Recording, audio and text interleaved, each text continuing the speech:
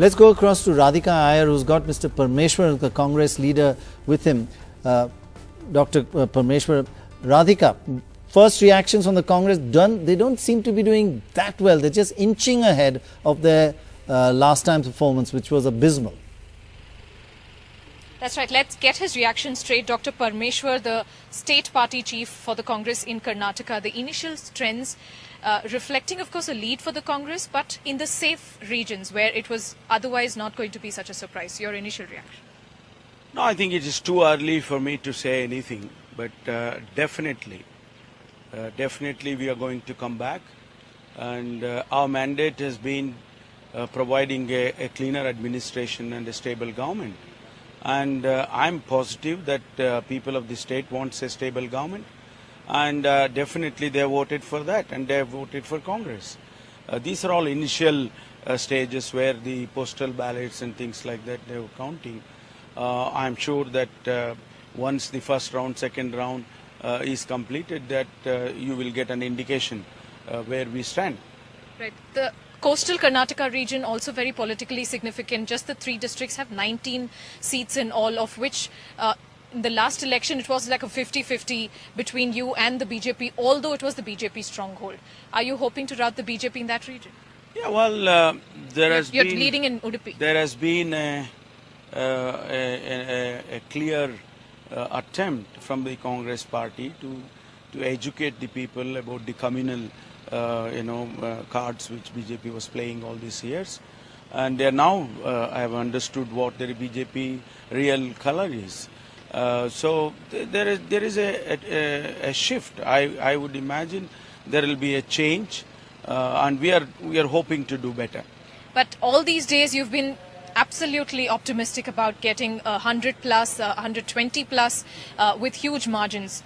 With the initial trends over the last half hour, are you saying the margins might just come down? Would you want to play a more modest card now, saying you might get a lead but not such a great majority in terms of margin? No, I'm still positive. As I said, it is too early. My analysis and my internal analysis, we should cross 120 easily.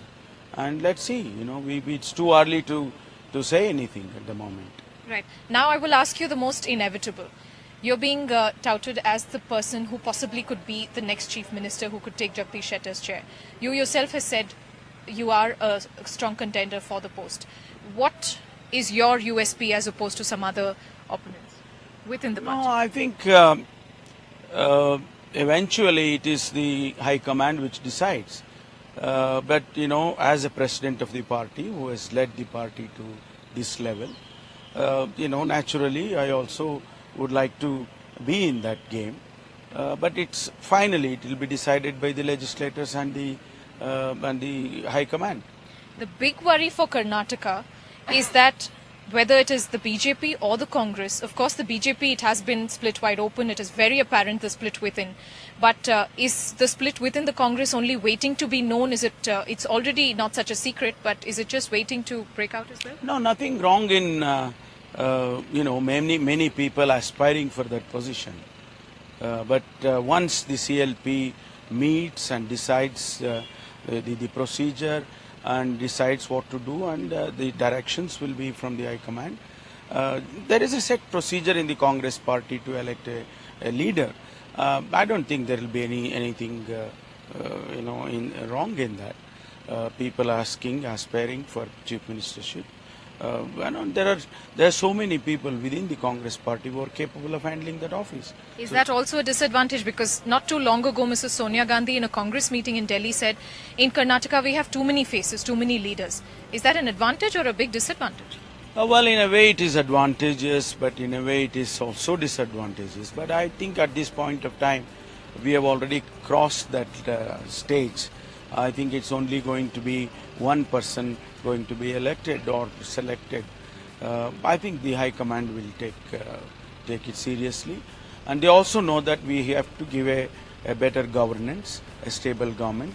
And that has been a promise by the High Command also.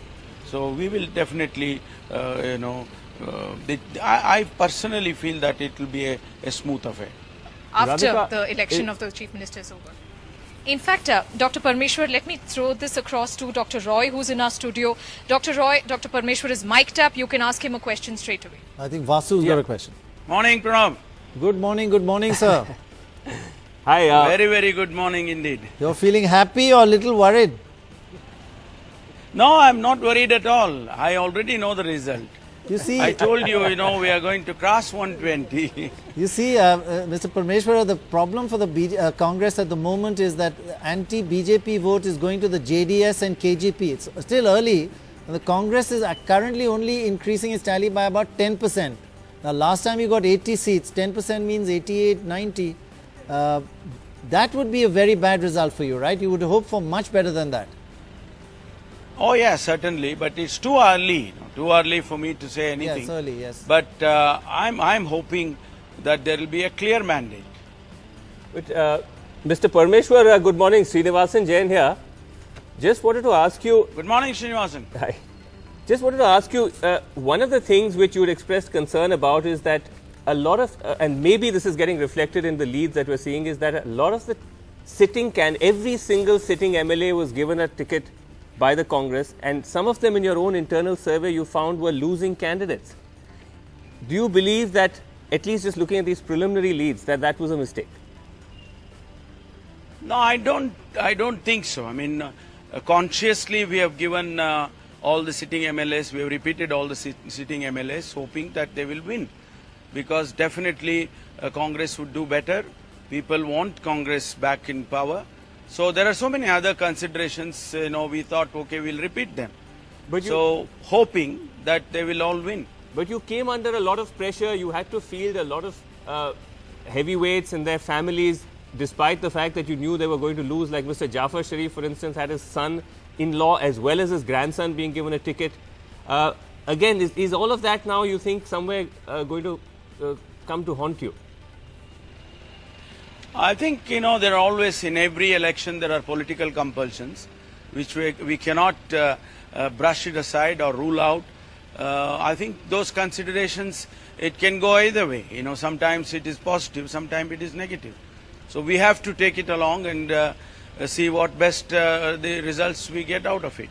Okay, but is there a chance, in case you do fall short, and at the moment, again, it's very, very early, but it doesn't look like you're going to get that comfortable majority. Who's a more likely alliance partner? Are you open to I don't think at this point of time. reconsidering the alliance with the JDS, even though last time it didn't end very well?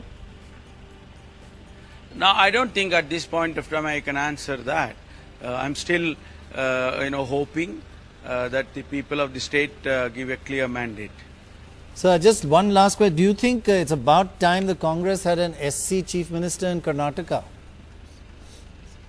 Oh, never so far. But is it in about the last time? 65 years.